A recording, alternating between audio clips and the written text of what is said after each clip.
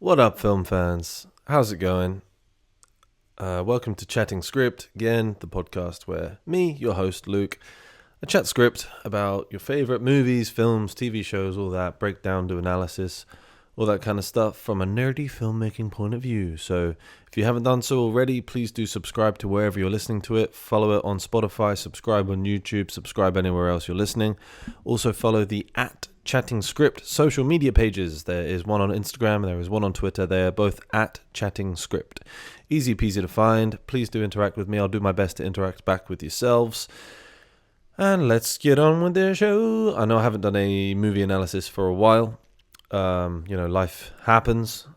So here is one. It's not the film that I wanted to do. The film I wanted to do, they actually took off Amazon, I don't know, very recently. I went to load it up just then and was like, it's gone. So instead, I'm going to do a film that I think it came out, it came out last year. Don't know when. It is called Prey, as you probably already know, because I'll be putting that in the episode title. It's the Predator, one of the Predator sequels. At first time of viewing, and bearing in mind I haven't watched Predator 2 for a number of years, at first point of viewing I was like, this is the best Predator sequel, like full stop. Like obviously the original Predator is the best Predator. This is the best Predator sequel, but I do need to rewatch the second one with Danny Glover just to like double check if I want to stand by that opinion or not. But this is Prey. I've seen it once, loved it, so now I'm gonna watch it again. And actually, right, no one's gonna believe me at all, but a good few years ago, I was like, hey, do you know what would actually make a really good Predator movie?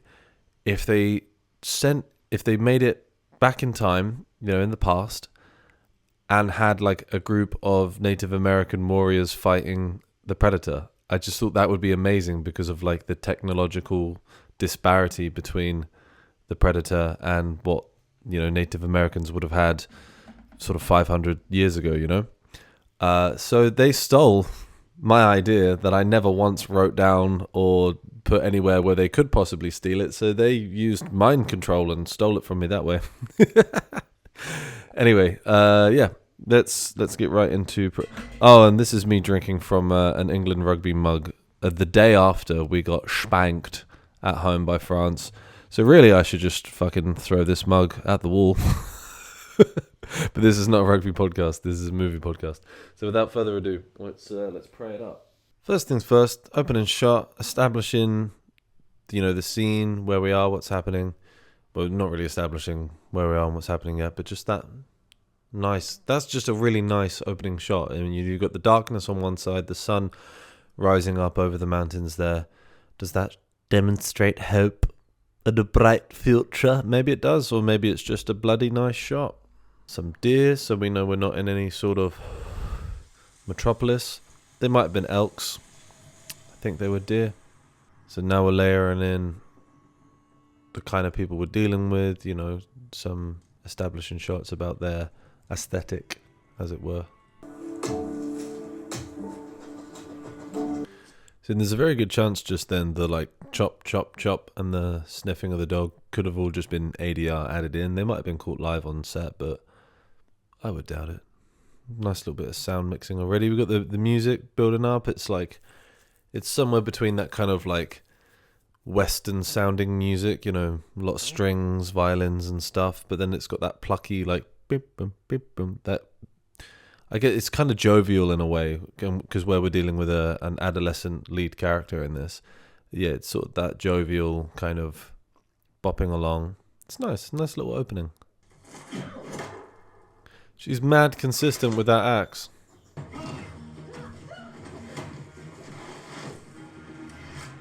Quality stunt work right there. During that chase, jumping over. I don't know if it was her or a stunt person that probably did it. It probably would have been a stunt person that did it for her. Like, no offense to this actress, whose name I will Google for you now. Amber Midthunder. What a name! What a cool name, Midthunder. That's a badass name. Good God. Anyway, that distracted the bejesus out of me. The stunt work was really good. You know, kicking off the tree and then like sliding down and stopping against that tree, or like when she slid under the sort of fallen down tree just there. I mean, like there's a good chance that she's got like padding and stuff like under her clothes, kind of thing, so that she can slide without, you know, tearing her skin to shreds and all that kind of stuff. Like, if you watch stunt people break down, there's a really great YouTube channel. It's like stuntmen react to like good or bad stunts, or special effects artists react to good or bad stunts. Sorry, I can't remember the actual name of it to give them proper credit, but videos like that where you see stuntmen breaking down how they might do certain stunts, it's a really good way to like learn that they would have stuff on them like padding underneath or whatever. But yeah, she probably did that. But either way, it's really, really nice. Nicely executed stunts. So they're doing a lot of characterization about her already. So we know that she's handy with an axe. We know that she's good at foraging, because that's the first thing we saw her do, other than waking up, was foraging for it might have been a yam or something. For a vegan, I don't know my vegetables that well. And now she's using like herbs and medicine and stuff to put in the wound of the dog's tail there. So like we're learning a lot about her. She knows how to use weapons.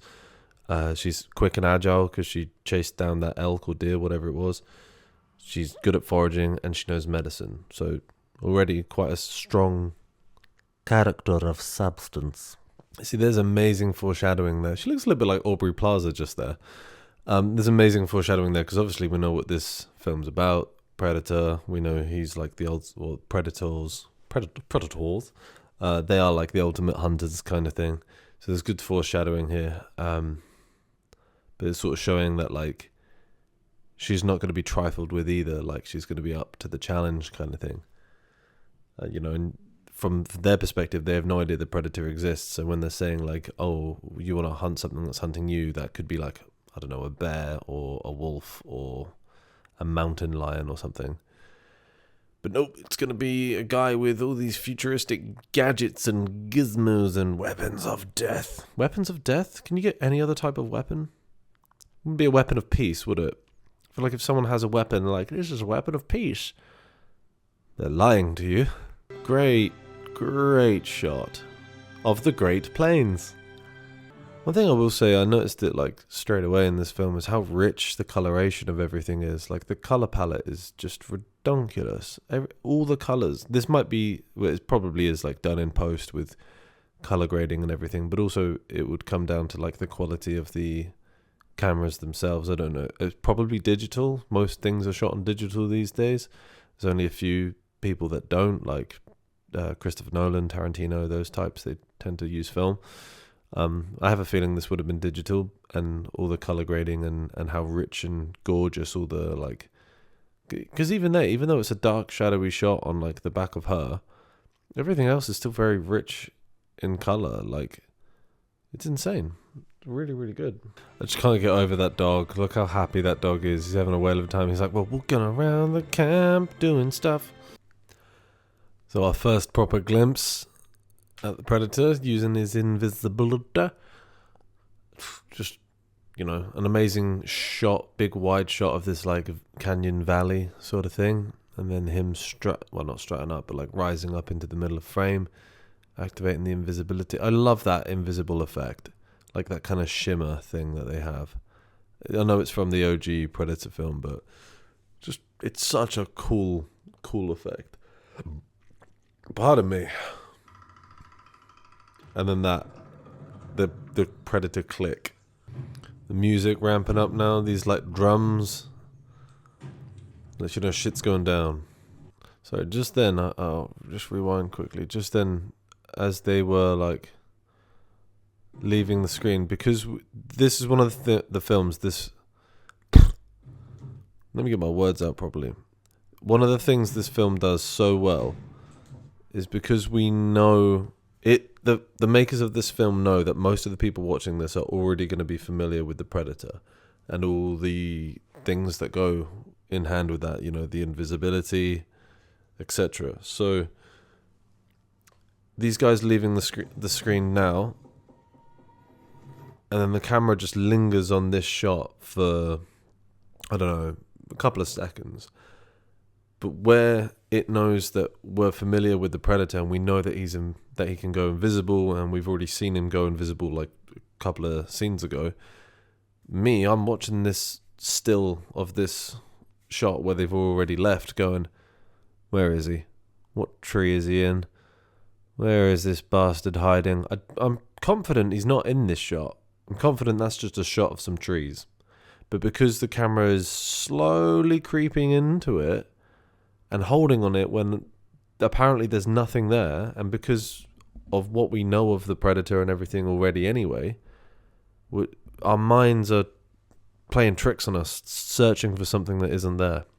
This film does stuff like that, playing on the notion of what we already know about the Predator and using that to build suspense. It does that quite a lot throughout, and it's really effective. It's a really good way to do like a sequel or kind of pay tribute to, sequels of the films of the past kind of thing.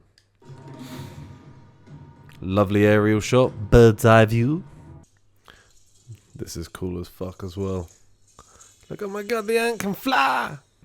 That was cool as hell as well, because it's like,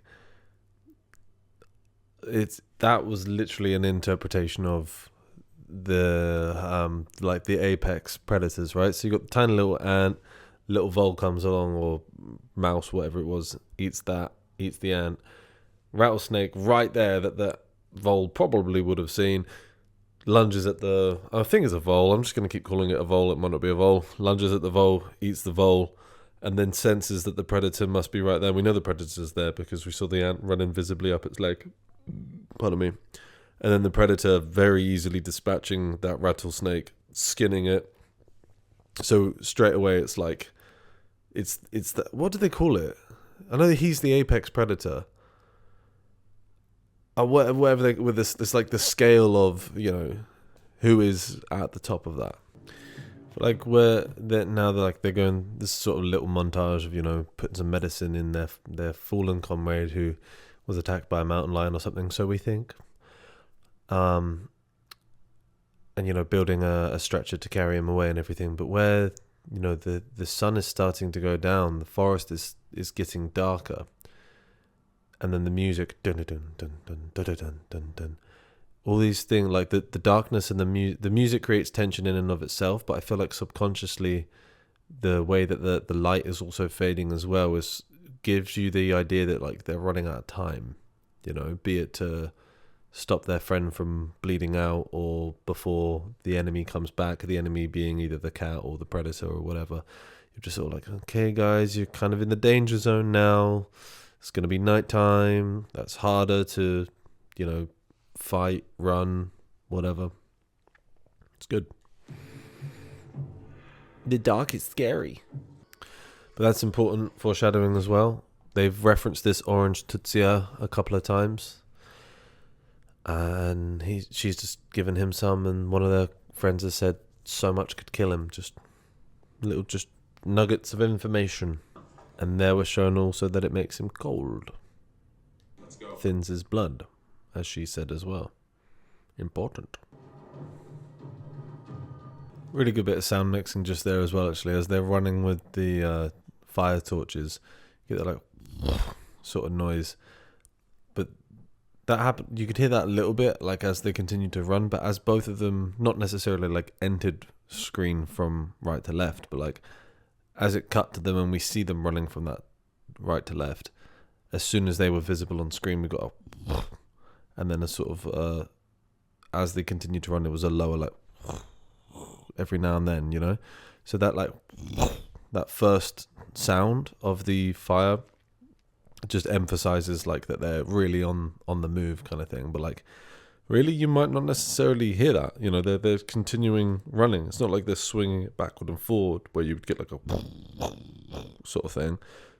They're just already running, but putting it in there is, just a nice bit of sort of emphasis on the fact that they are, giving it some legs through this forest. Urgency. I love this bit. See, so we got like the asshole character at the moment is So we've got the main girl and her brother, and then the third guy, the asshole character. He's for the whole thing. He's just been telling her she's not good enough or whatever, and now he's there like goading her and trying to sort of scare her by talking about the terror of fighting a lion. And they're set up in this tree, and as he's talking and like upping the tension verbally, got the music in the background upping the tension. And now there's this low shot looking up at them while they're in the tree, tracking slowly towards them. Is that a representation of something approaching them? I think it is. See? That's a cool shot too. Some of these landscape wides have been stunning. As much as I hate seeing like animals get killed and stuff, I do like these scenes we keep getting where the predator's like testing himself against the rest of the what is that word? The apex of who's dangerous. Oh my god, what is that word? Either way, you know what I mean. The hierarchy, whatever it is. What is the fucking word? Ah! The predator is testing himself against the not animal chain or animal kingdom. You know what I mean. Fucking hell. So stupid. Either way, it's cool. There's so many good wides in this. Food chain. The word I was looking for was food chain. The predator is testing himself to see where he fits in the food chain. Is he the apex predator?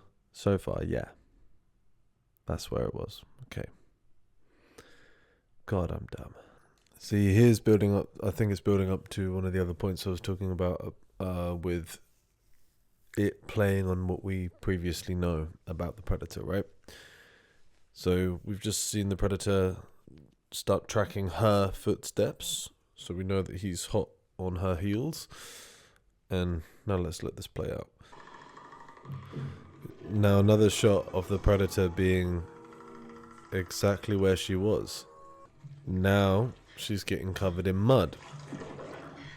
Which, as we know from the first Predator film with Arnold Schwarzenegger, when he was covered in mud, it masked his heat signature on the Predator's, heat-seeking goggles.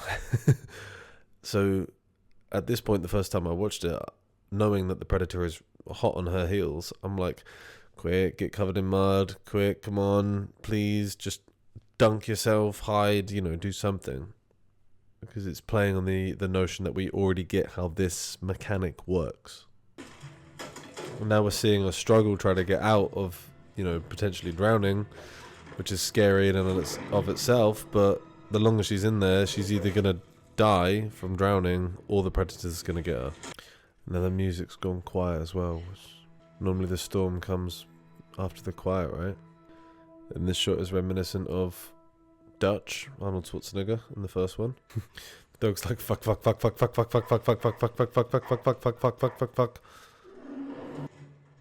Love a shot like that where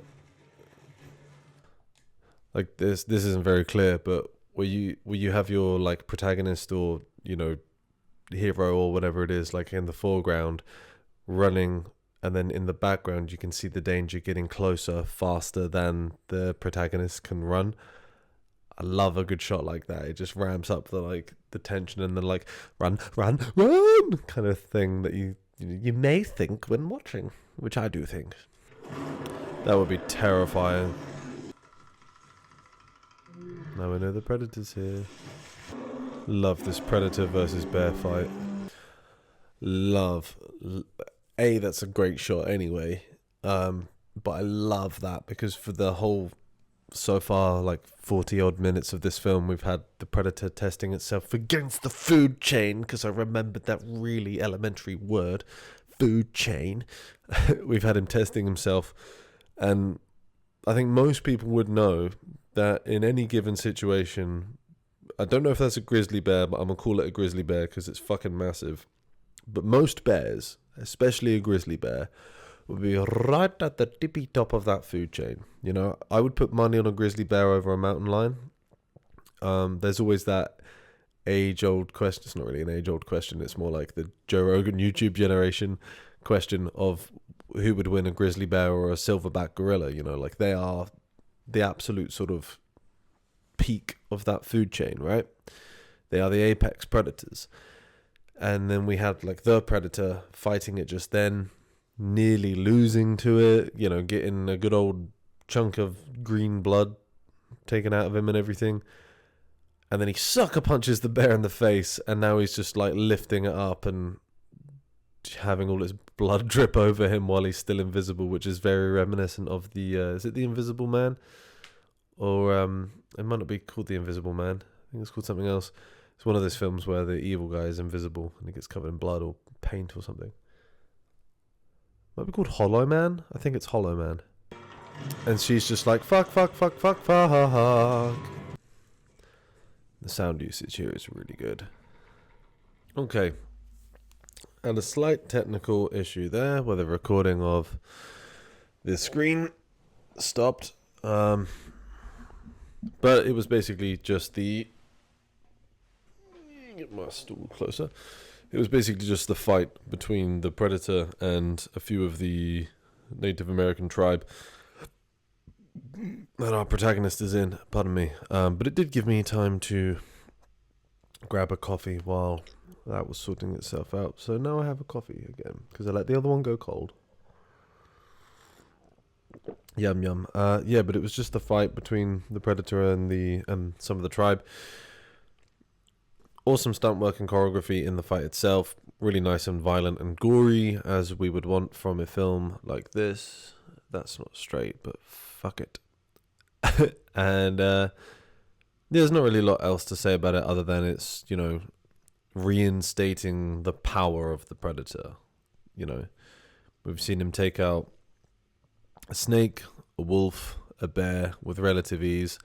Then he comes up against 3 Native American warriors and lays waste to all 3 of them pretty easily.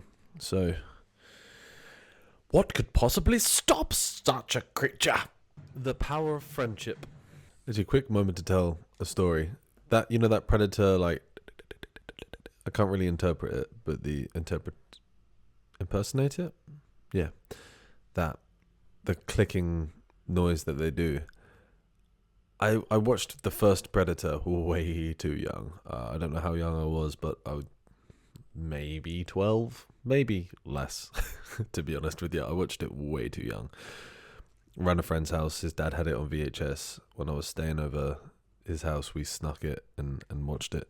I'm pretty sure the parents thought we were watching, you know, something not the Predator.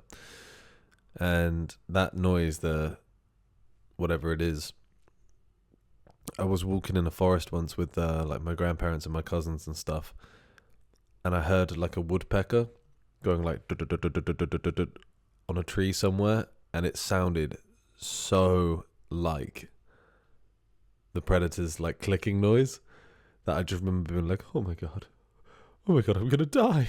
He's gonna tear out my skull and my spine. Like, it scared the shit out of me. And my younger cousins were like, what? It was just a forest noise. Like, no one knew it was a woodpecker. It was only like, I don't know, however long later I learned that that's what woodpeckers sound like as well. But I just remember being like, oh, there's a predator here. I'm going to die. Great. Cool. Anyway, that's my little tangential story. This bit is amazing as well.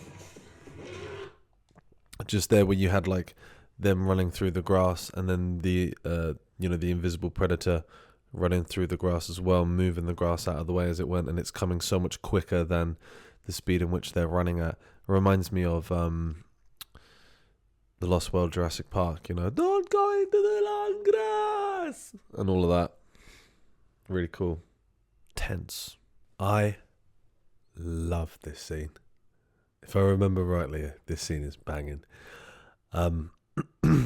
Also slightly reminiscent of when they were hunting the lion. They're using bait in a big open area, well, open-ish. There's all these trees in the way, which is a really cool setting. Like, have all these sort of charred and burned trees. Really cool, like, location choice. Yeah, using like bait to attract, you know, at the first time it was the lion, this time it's the predator into the scenario. However, if you remember, with the lion, it didn't go so well. I wonder if this will go so well. Love this, because all this ash and stuff is fucking with the predator's invisibility. Talking character design and stuff, actually, I really enjoy that. Although, because obviously we know this is set back in time from what our time would be, and it's definitely set back in time from the first Predator with Arnold Schwarzenegger and everybody. So they've even backdated the Predator's technology and appearance. So instead of having that, like, he's still got the 3 laser sights, but instead of having like a sort of plasma laser thing, instead it shoots out 3 sort of spear things. And then his mask and everything is more like a sort of bone skull attachment than a full-on sort of steel mask. Like, his technology is, a few hundred years behind what it is in the first Predator movie as well. And I really like that, because that adds a sort of realism to the Predators themselves, in the sense that they haven't always been this, like, super technologically. It shows growth, between them in this film and them in the original Predator. It shows like a growth, so it adds a realism to them that way. So they are an evolving, progressing race, when it comes to technology and things like that. If it bleeds, we can kill it. Yeah, bitch, if it bleeds, we can kill it. Yeah. OG throwback. If it bleeds, we can kill it. Ow, Dylan.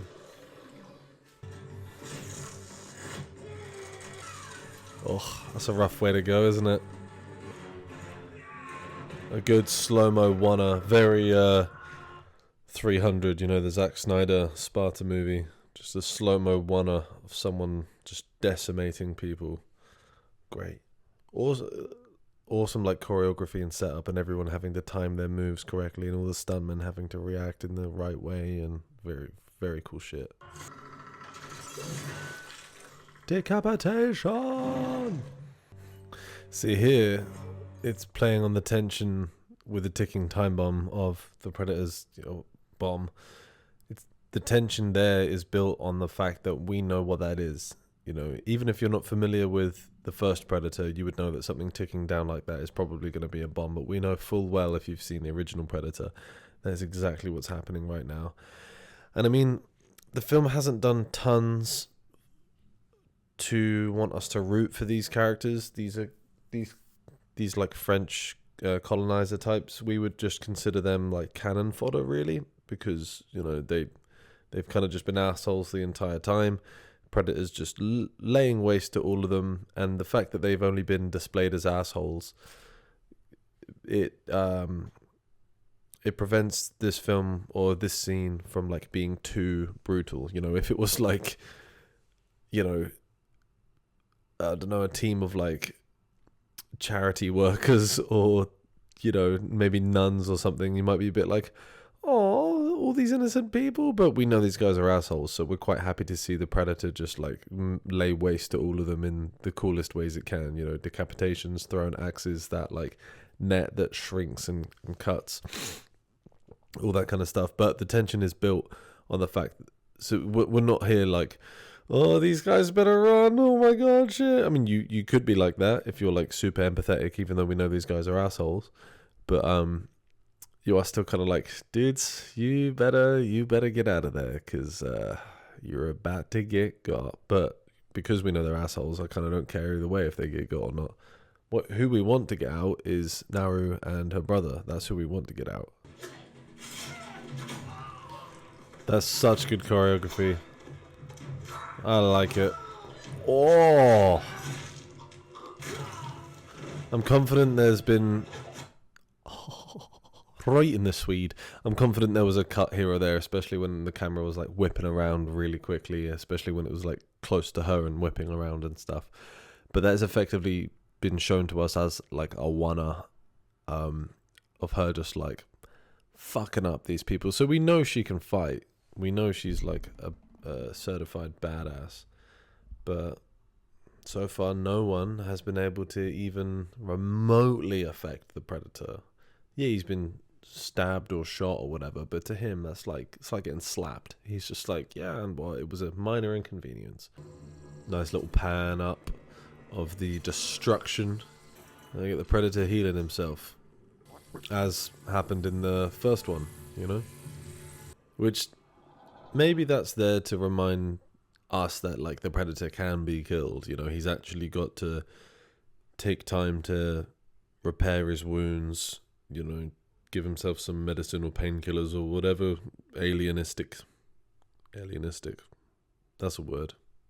Yeah, we'll roll with it. So it could be there as like a plot device for us to be like, okay, well, he's not impervious. Is that the right word? Impervious? I like it. I'm going to stick with it. You know, he can be got. He can, if he bleeds, we can kill it. Dylan!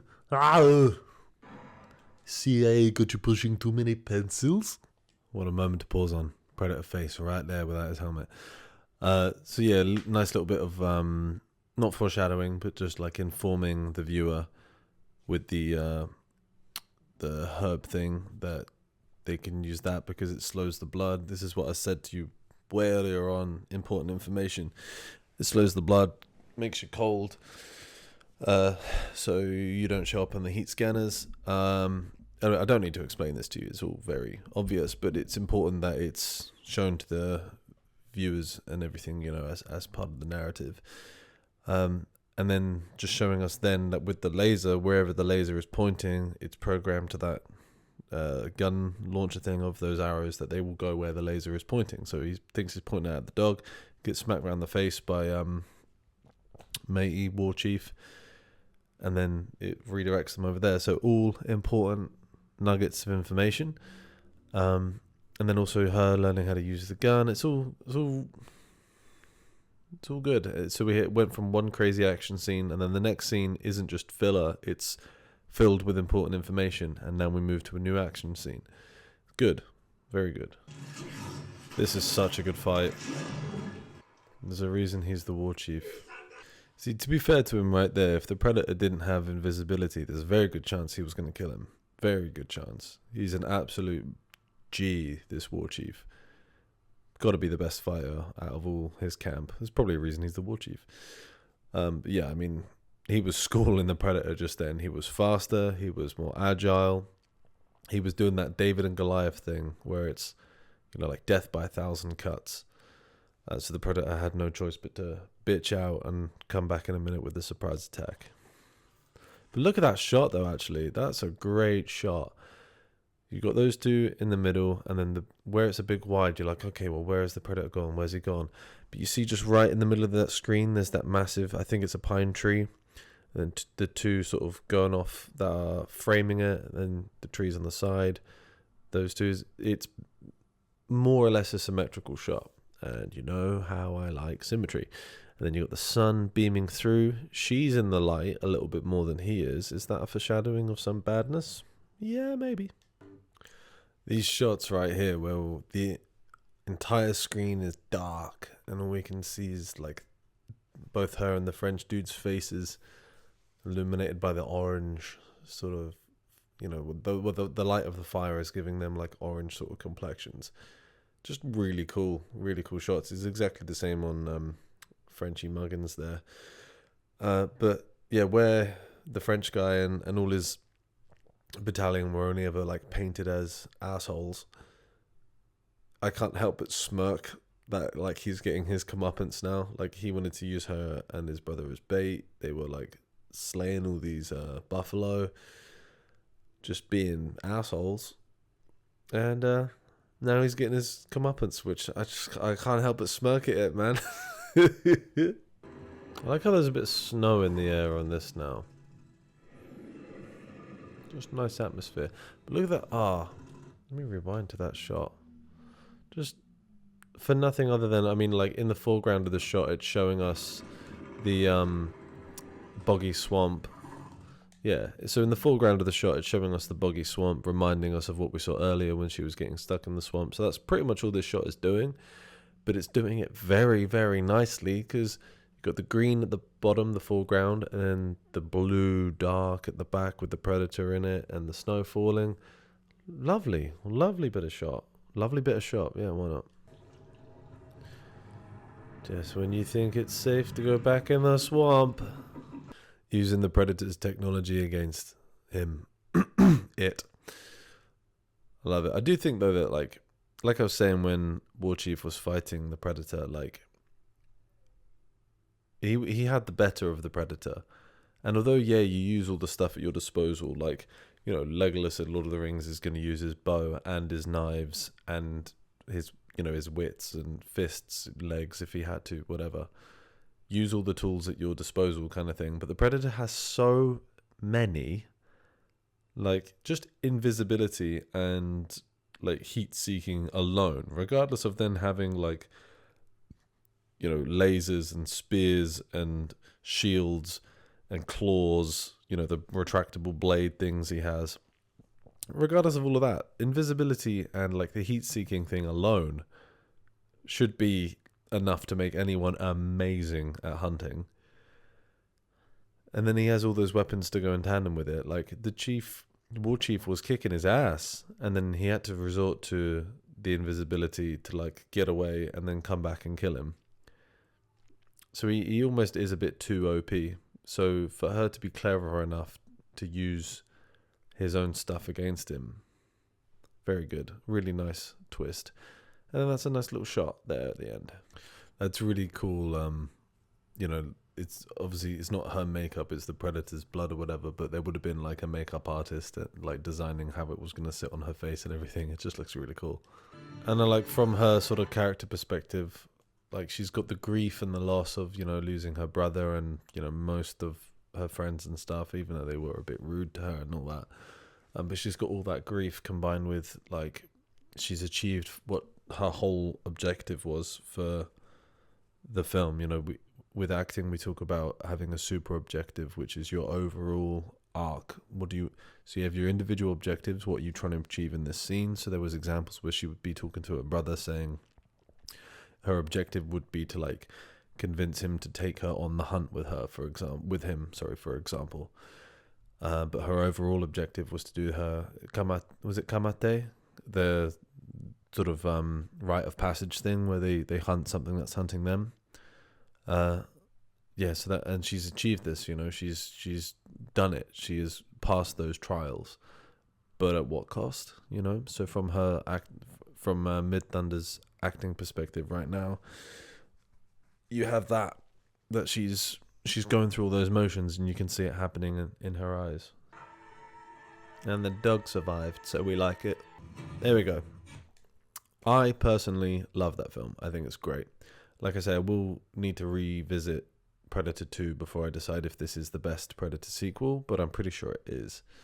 Predator 2 is very good, don't get me wrong. There's a lot of good shit in it. Like, they really do expand the Predator universe a bit more. Like when they go into the Predator ship at the end and you see the different skulls and there's like an alien skull, and obviously then that birthed loads of not mythology, but like stories behind the idea of alien and Predator have met before, and then we got the Alien versus Predator movie, which less said the better probably. Comic books, games, of all those kind of things. It really did help like expand the Predator universe and everything. And who doesn't love Danny Glover? I mean, come on, the dude's an absolute beast.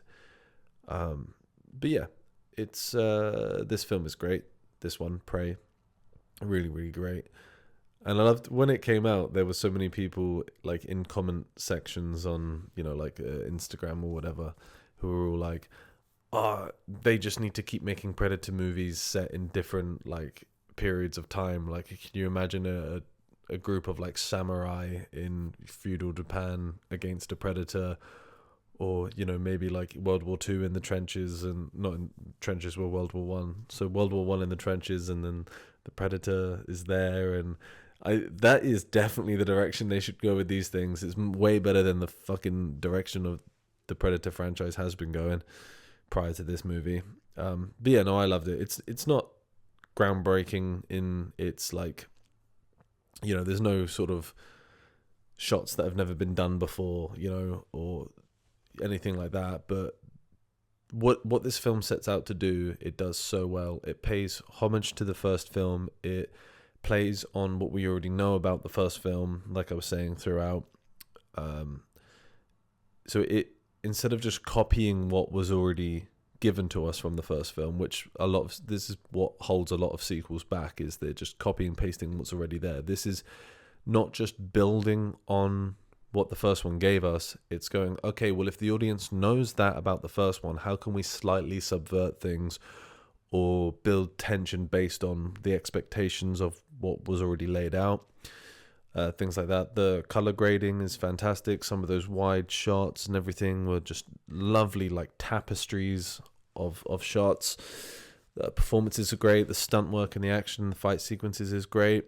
Because they're sort of having to resort to more like hand-to-hand combat things because, most of the characters in this film are, bows and arrows, spears, axes, that kind of thing. Whereas in the original Predator, it's machine guns and grenade launchers and all of that. So, a lot of the fights with the Predator there are a bit more shooty bang bang, because that's a phrase I'm going to stand by.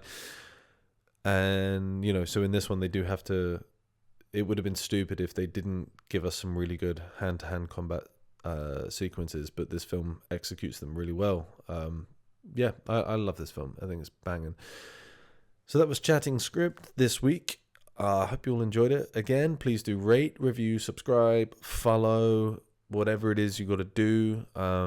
Interact with me. Follow us on the YouTube, Spotify, wherever you're listening to it. At Chatting Script on Instagram and Twitter. And yeah, share the love. And if you've watched a film that I've reviewed, a few people have already done this on like the YouTube comments and all that. And I welcome it. If you've watched a film that I'm reviewing, or not reviewing, I don't really do reviews, I do analyses, but if you've watched something and you've got something to say about it that you think maybe I missed, like maybe there was some subtext or some, something that I just haven't drawn attention to, maybe I've overlooked it, or maybe I've completely got it wrong, share your interpretations, share your thoughts, how it made you feel, what you took from it. Because it's Chatting Script and I do all the chatting, so I like it when other people will chat at me in the comment section. So, but be nice, especially you Star Wars fans out there that I keep pissing off. Be nice. Bye everybody.